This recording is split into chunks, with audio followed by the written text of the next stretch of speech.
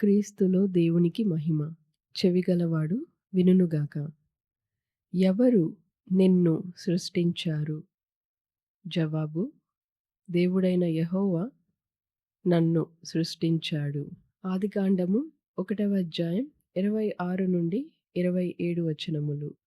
దేవుడు మన స్వరూపమందు మన పోలిక చొప్పున నరులను చేయుదుము.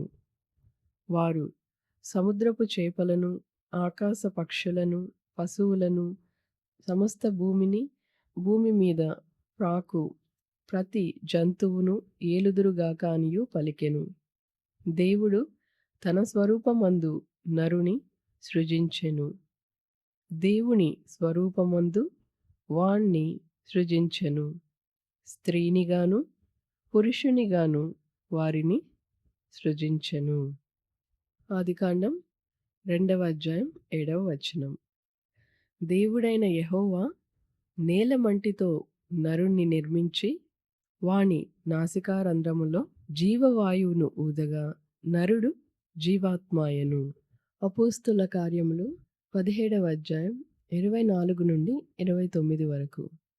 జగత్తునందలి సమస్తమును నిర్మించిన దేవుడు తానే ఆకాశమును భూమికిని ప్రభువైయున్నందున హస్తకృతములైన ఆలయముల్లో నివసింపడు.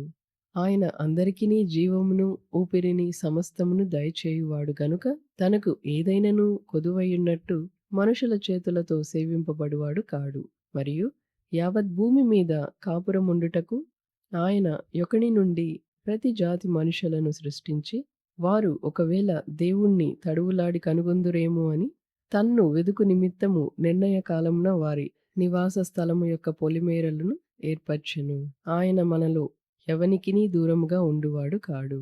మనం ఆయన యందు బ్రతుకుచున్నాము, చలించుచున్నాము, ఉనికి కలిగి ఉన్నాము. మనం ఆయన సంతానమని మీ కవీశ్వర్లలో కొందరు చెప్పుచున్నారు. కాబట్టి మనము దేవుని సంతానమయ్యుండి మనుషుల చమత్కార కల్పన వల్ల మలచబడిన బంగారమునైనను, వెండినైనను, రాతినైనను దేవత్వము పోలి యున్నదని తలంపకూడదు.